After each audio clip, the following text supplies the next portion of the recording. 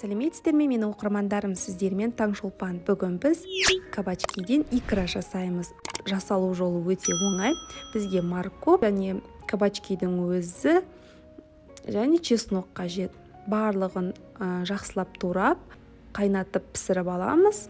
Барлық керек заттардың барлығын мен описаниеда жазып кетемін. Өте дайындалу жолы оңай.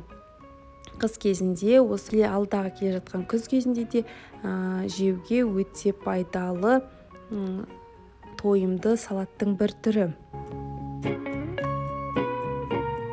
Осылай жақсылап араластырып, қайнатып аламыз.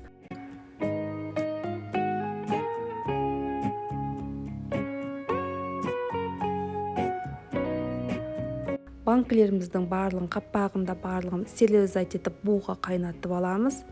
Қайнаған осы массамды мен блендерден барлығын езіп өткізіп шығамын.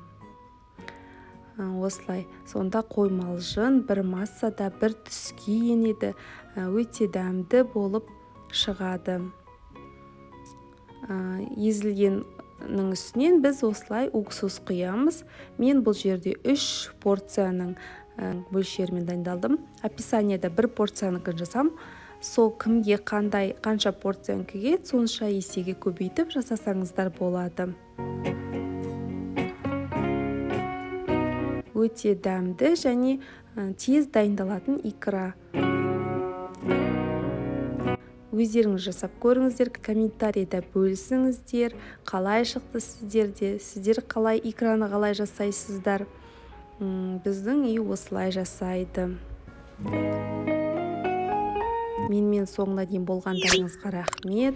Тағы қандай салат түрін жасағанымды қалайсыздар, сол жайлы видео салайын, комментарийға қалдырыңыздар. Сау болыңыздар.